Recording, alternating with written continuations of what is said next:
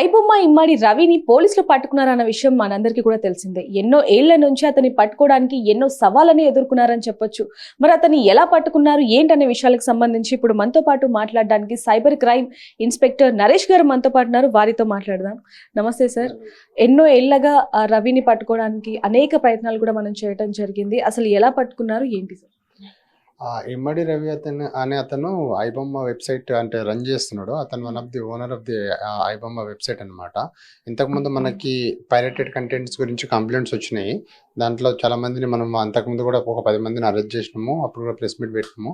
దాని తర్వాత ఐబొమ్మ అనే ఈ వెబ్సైట్ అంటే టాప్ మోస్ట్ ట్రెండింగ్ వెబ్సైట్ అనమాట. అంటే ఫ్రీగా అంటే మూవీస్ అన్ని ఫ్రీగా కంటెంట్స్ ఇస్తున్నాడు ఆయన.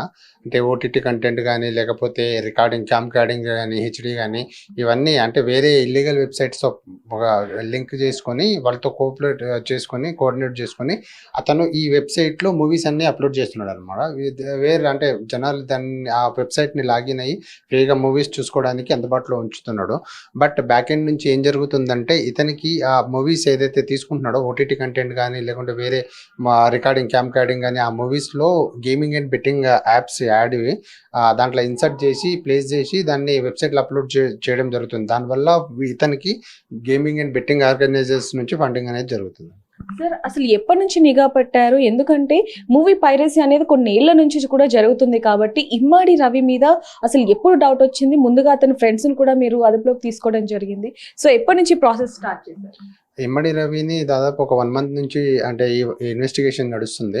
అంటే అంతకుముందు మనకి కంప్లైంట్ వచ్చి కూడా 1.5 మంత్ అవుతుంది. దాని తర్వాత మీకు అందరికి తెలుసు అతను ఛాలెంజ్ కూడా చేయడం జరిగింది. ఇట్లా నన్ను పట్టుకోండి చూద్దామని చెప్పేసి. సో అతను ఏంటంటే ఇల్లీగల్ వెబ్సైట్ అనేది అతను ఇక్కడ అంటే హోస్ట్ చేస్తుంది ఇక్కడ కాదు. అది అతను ఏంటంటే అన్ని అంటే ఐపీస్ మార్క్ చేసుకుంటూ ఆ వెబ్సైట్ని రన్ చేస్తున్నాడు అనమాట. నెదర్లాండ్లో ఒక సర్వరు, స్విట్జర్లాండ్లో ఒక ఫిజికల్ సర్వర్స్ పెట్టుకొని బ్యాకప్ అంటే బ్యాకప్ డేటా తీసుకొని అంటే ఇతను బేసిక్గా వెబ్ డిజైనరు. సో ఇతను ఆ వెబ్సైట్ని తన ఓన్గా డిజైన్ చేసుకొని దాన్ని ఓన్గా హోస్ట్ చేసుకొని అంటే ఎంజలా అని చెప్పేసి ఒకటి కంపెనీ ఉంది. అదేంటంటే పైరేట్ బే అని డార్క్ వెబ్ అనమాట. దాంట్లో ఏంటంటే ఇక్కడ వాళ్ళు ఇచ్చే సర్వీసెస్ ఇల్లీగల్ సర్వీసెస్ అనమాట. ఎవరైనా వాళ్ళని అప్రోచ్ అయ్యే వాళ్ళంతా ఇల్లీగల్ సర్వీసెస్ వచ్చి అప్రోచ్ అవుతారు. ఎందుకంటే వాళ్ళ జెన్యూన్ ఐపీస్ అనేది రావు అనమాట బయటికి. సో అవన్నీ మాస్క్ అయ్యి ఇప్పుడు ఇతను ఈ ఐబొమ్మ రవి కూడా ఒకవేళ హైదరాబాద్లో ఉండి కూడా వెబ్సైట్ రన్ చేస్తుంటే కూడా మనకి నెదర్లాండ్ ఐపీస్ వస్తాయి. సో దాన్ని ట్రాక్ చేయడం పాసిబుల్ కాదు కాబట్టి దాన్ని మేము కొద్దిగా టెక్నికల్గా వర్కౌట్ చేసి పట్టుకోవడం జరిగింది. సార్ అంటే మామూలుగా ఒక నెల నుంచి కూడా నిఘా పెట్టినప్పటికీ కూడా అసలు ఎలా సోర్స్ వచ్చింది, అసలు ఏంటి? ఆ సోర్స్ అంటే మనకు బేసికల్గా ఈ వెబ్సైట్ అంటే ఐబొమ్మ వెబ్సైట్ తప్ప మనకి వేరే సోర్స్ అనేది లేదు దీంట్లో ఇన్వెస్టిగేషన్ చేయడానికి. ఆ మూవీస్ ఎక్కడి నుంచి అప్లోడ్ జరుగుతుంది, అసలు అంటే ఆ కంపెనీకి సంబంధించి ఐబొమ్మ కంపెనీ అనే ఆ వెబ్సైట్ అనేది ఎక్కడ హోస్ట్ చేస్తున్నాడు అంటే ఐపీస్ ఏదైనా డీటెయిల్స్ మనం పెట్టిన డొమైన్ వాళ్ళకి ఆ ఐపీస్ అన్ని నెదర్లాండ్ ఐపీస్ అక్కడ వస్తున్నాయి అనమాట.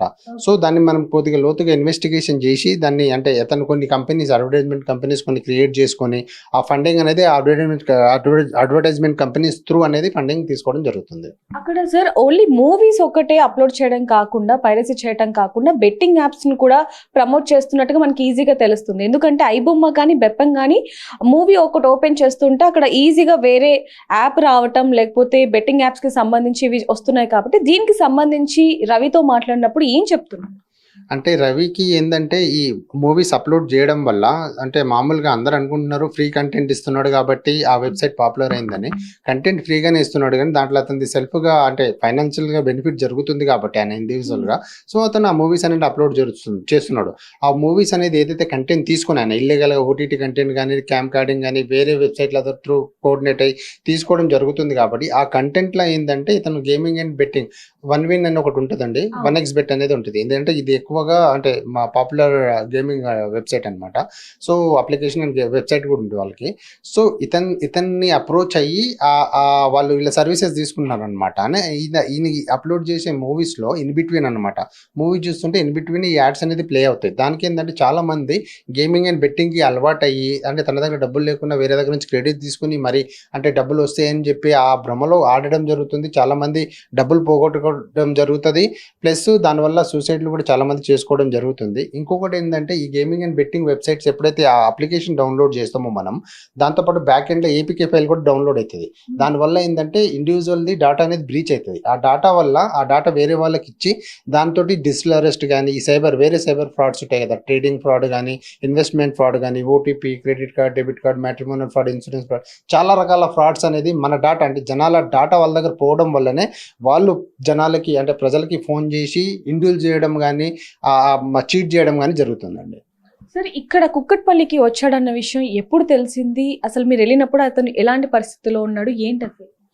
అతనికి మ్యారేజ్ అయింది, డివోర్స్ అయింది. అతను ఇండివిజువల్గా ఉంటున్నాడు. మనకి ఆ రెయిన్బో విస్టాలో ఒక ఫ్లాట్ కొనుక్కున్నాడు అండి, అది ఓన్ ఫ్లాట్ అంది. కొన్ని ఇయర్స్ బ్యాక్ కొనుక్కున్నాడు. దాంట్లోనే అతను ఒంటరిగానే ఉంటున్నాడు అనమాట. అతను ఇక్కడ స్టే చేయడు. ఆయన వేరే కంట్రీస్ కంటే చాలా డిఫరెంట్ కంట్రీస్ కంటే యూఎస్ఏ కానీ, సింగపూర్ కానీ, నెదర్లాండ్, ఆయన ఇప్పుడు Indian citizen, no more Indian citizen, is no more Indian citizen అనమాట. అతను రినౌన్స్ చేశాడు, ఇక్కడ ఇండియన్ పాస్పోర్ట్ని సబ్మిట్ చేసి సరెండర్ చేసేసినాడు. అక్కడ అంటే కరేబియన్ ఐలాండ్లో అక్కడ అంటే సెయింట్ కిట్స్ నేవీస్ అని చెప్పేసి ఆ కంట్రీ, అక్కడ సిటిజన్ తీసుకుని 2022 నుంచి అక్కడే ఉన్నాడు అనమాట. అని వేరే రీజన్స్ వల్ల హైదరాబాద్ రావడం జరిగింది. దానివల్ల మనం ట్రాక్ చేసి పట్టుకోగలిగాం. సార్, ఆ కుక్కట్పల్లిలోకి వెళ్ళిన తర్వాత అసలు ఐబొమ్మ గురించి అంటే ఆ మూవీ పైరసీ గురించి కాదు మీరు వచ్చింది అన్నట్టు కూడా కొన్ని వార్తల్లో వినడం జరిగింది. అసలు మీరు వెళ్ళిన తర్వాత అక్కడ సిచ్యువేషన్ ఎలా ఉంది, అసలు ఎలా ఫేస్ చేశారు? ఇదంతా అంటే ఈ అప్లికేషన్ అంతా ఆన్లైనేనండి. దాంట్లో ఫిజికల్గా మన దగ్గర ఇండియాలో సర్వర్స్ ఏం లేవు అతని దగ్గర. ఓన్లీ బ్యాకప్ డేటా మాత్రమే స్టోర్ చేసుకున్నాడు హార్డ్ డిస్క్లలో. అంతే తప్ప అతనికి ఇక్కడ ఏం లేదు, అంతా ఆన్లైన్లోనే. మూవీ అప్లోడ్ చేయడం కూడా ఆన్లైన్. ఎఫ్టీపీ ఫైల్ అని ఒకటి ఉంటుంది, ఫైల్ ట్రాన్స్ఫర్ ప్రోటోకాల్ అని. దాంట్లోనే మూవీ అప్లోడ్ చేస్తే ఆటోమేటిక్గా అది వెబ్సైట్లో అప్లోడ్ అయిపోతుంది. అతనికి ఇక్కడ ఎగ్జిస్టెన్స్ ఏమి ఉండదు. జస్ట్ ఆయన అంటే ల్యాప్టాప్స్ కొన్ని ఉన్నాయి, ల్యాప్టాప్స్ త్రూ వర్క్ చేసుకుంటాడు. దాన్ని మాత్రమే అంటే ఫిజికల్ సర్వర్ ఇక్కడ ఏమీ లేదు కాబట్టి, ఆయన ఐపీస్ కూడా ఐడెంటిటీ కూడా అన్ని చేశాడు కాబట్టి అతన్ని ఎవరు పట్టుకోలేరు అనేది ఆయన ధైర్యం. మీరే ఫస్ట్ కుక్కట్పల్లికి వెళ్ళటం జరిగింది.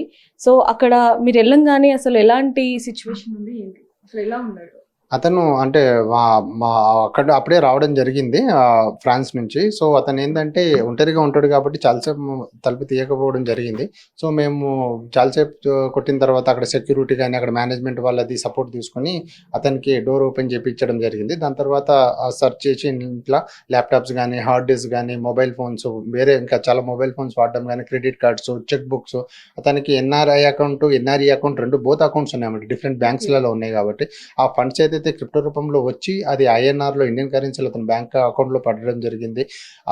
చాలా అంటే ఒక 20 crores వరకు అతని బ్యాంక్ అకౌంట్లో ట్రాన్సాక్షన్ జరిగింది. 3 crores మనం అవైలబుల్ ఉండడం వల్ల అది ఫ్రీజ్ చేయడం జరిగింది. అంటే 3 కోట్ల వరకు కూడా అతని బ్యాంక్ అకౌంట్ లో ఉంది, స్టిల్ ఉంది కాబట్టి అది ఫ్రీజ్ చేసినామండి.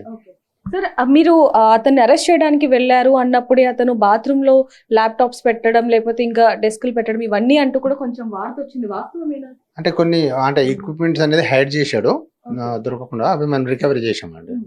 అంటే ఏమన్నాడు సార్, ఎలా రియాక్ట్ అయ్యారు? సడన్ గా అప్పుడే అతను ఫారెన్ నుంచి రావటం జరిగింది కాబట్టి మిమ్మల్ని చూసిన తర్వాత ఏమన్నా అడగటం కానీ, లేకపోతే మీరేమన్నా అతన్ని క్వశ్చన్ వేయటం కానీ, అసలు ఏం జరిగింది సార్ అక్కడ?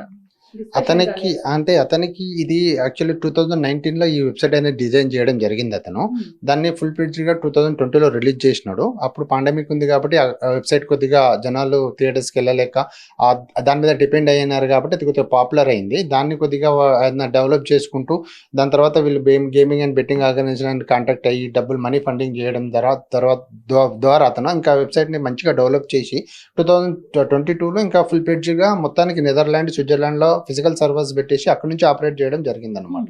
అదండి. మరి ఇక్కడ ఎలాంటి సంభాషణ జరిగింది మీ ఇద్దరు? అతనికి ఆల్రెడీ అంటే ఈ నోస్ అనమాట, అంటే ఇతను చేసేది ఇల్లీగల్ కాబట్టి దీని పర్పసే పోలీసు వాళ్ళని పట్టుకుంటే దీని పర్పసే పట్టుకున్నారనేది అది అనుకో థాట్ ఉంది. ఎందుకంటే మ్యారేజ్ అయింది, డివోర్స్ కూడా అయిపోయింది, వాళ్ళు సపరేట్ ఉంటున్నారు, దానికి సంబంధం లేదు అతనికి.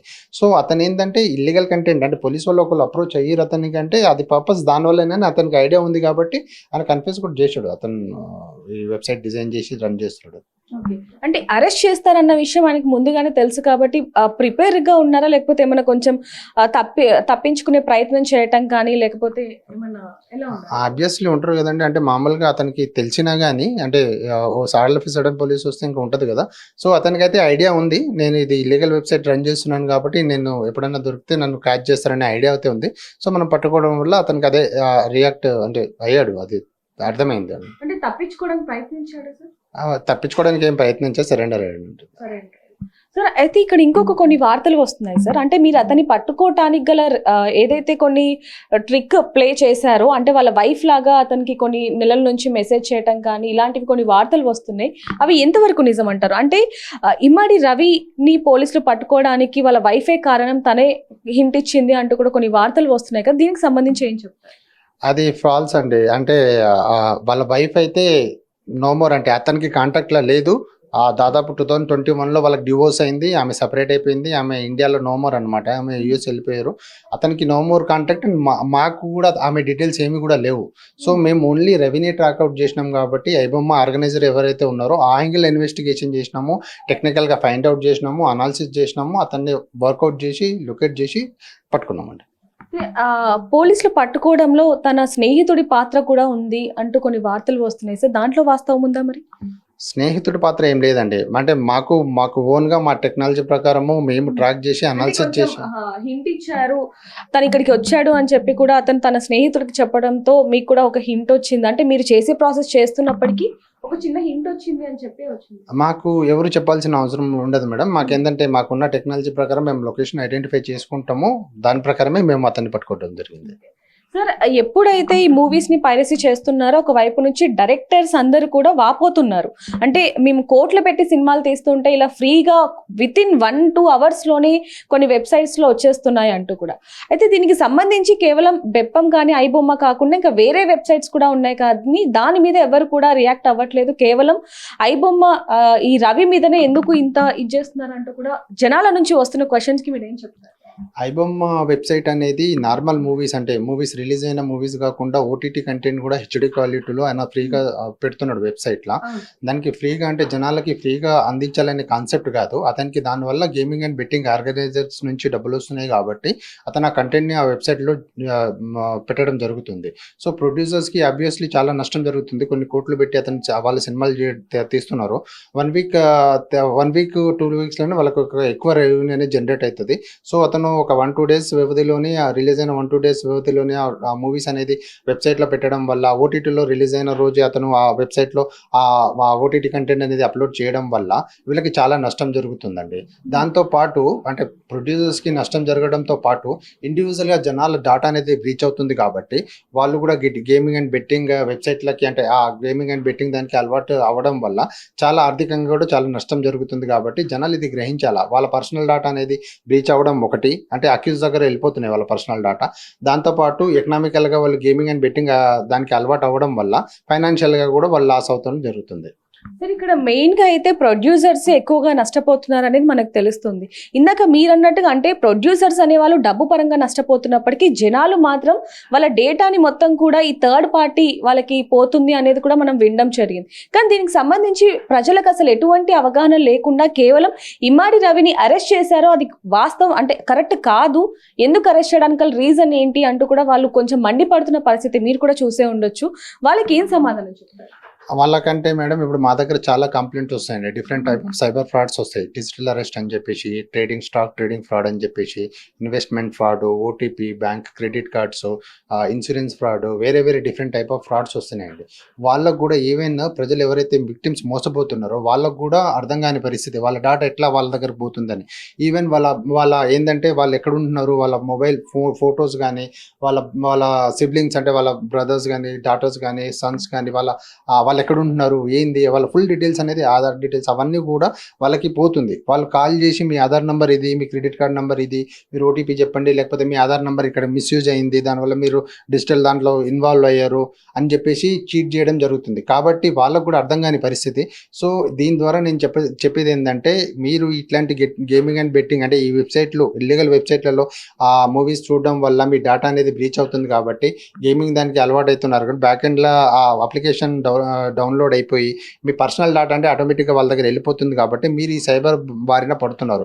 సో అట్లాంటివి చేయకుండా ఉంటే జనాలకి ఈ సైబర్ ఫ్రాడ్కి గురి కాకుండా ఉంటారు.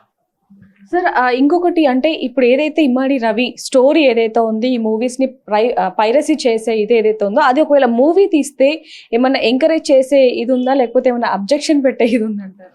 అది నాకు ఐడియా లేదండి. So that is depends upon వాళ్ళకి కదా, మూవీ డైరెక్టర్స్ వాళ్ళు. దానికంటే ఎట్లా ఏందనేది కాకుండా వాళ్ళ స్టైల్లో చేస్తే దానికి మనం నో కామెంట్స్. ఇప్పుడు వరకు ఇమ్మాడి రవి కేసు ఎంత వరకు వచ్చింది సార్, ఏంటి అసలు? అది రిమైండ్ చేసినామండి, జ్యుడిషియల్ కస్టడీలో ఉన్నాడు, పోలీస్ కస్టడీ తీసుకొని ఇంకా ఇన్వెస్టిగేషన్ చేయాల్సి ఉంది.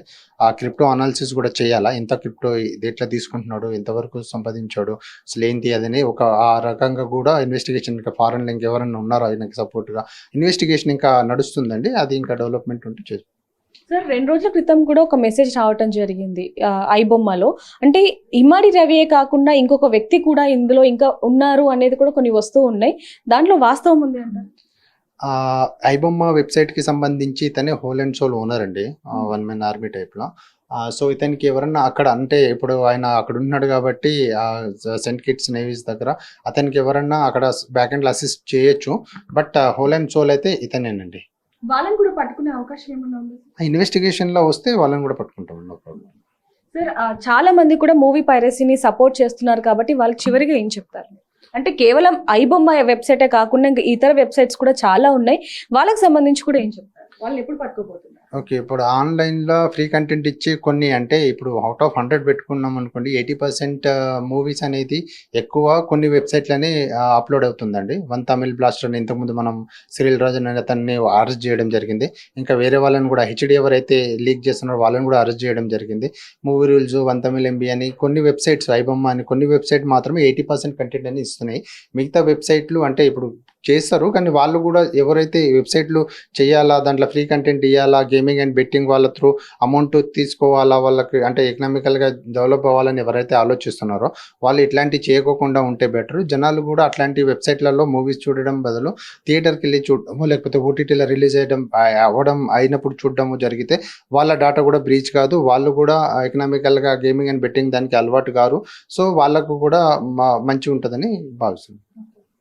సో ఏదైతే కొత్త మూవీస్ వస్తూ ఉంటాయో వాటిని కొంతమంది వెబ్సైట్లో రిలీజ్ చేయడం కూడా మనం చూస్తున్నాం. దాని కారణంగా కేవలం మనం డేటా పోయి ఎంత నష్టపోతున్నాం అనేది కూడా సార్ చెప్పడం జరిగింది. కానీ ఇప్పుడు వరకు కూడా అనేక వెబ్సైట్స్లో కూడా ఇలాంటి మూవీస్ని రిలీజ్ చేస్తున్నప్పటికీ దాని కారణంగా మన పర్సనల్ డేటా మొత్తం కూడా థర్డ్ పార్టీ వాళ్ళకి పోయి ఎలాంటి సైబర్ క్రైమ్ నేరాలు అవుతున్నాయి, డిజిటల్ క్రైమ్ నేరాలు అవుతున్నాయి అనేది కూడా మనం గతంలో చూడటం జరిగింది. కాబట్టి ప్రజలందరూ కూడా దీన్ని ఎంకరేజ్ చేయకుండా ఏదైనా మూవీ చూడాలంటే కొద్ది రోజులు అయ్యాకైనా సర్లే పర్లేదు కానీ ఓటీటీలో చూడొచ్చు, లేకపోతే ఇంట్లో చూడొచ్చు, కానీ ఇలా పర్సనల్ వెబ్సైట్లోకి వెళ్ళి వాళ్ళ డేటాని ఇవ్వద్దు అంటూ కూడా పోలీసులు చెప్పడం జరుగుతుందని చెప్పొచ్చు. మరిన్ని వార్తల కోసం చూస్తున్నానండి బిగ్ టీవీ. కెమెరామెన్ ప్రసాద్తో reporter Devika, Hyderabad. For more videos like this, subscribe Big TV channel.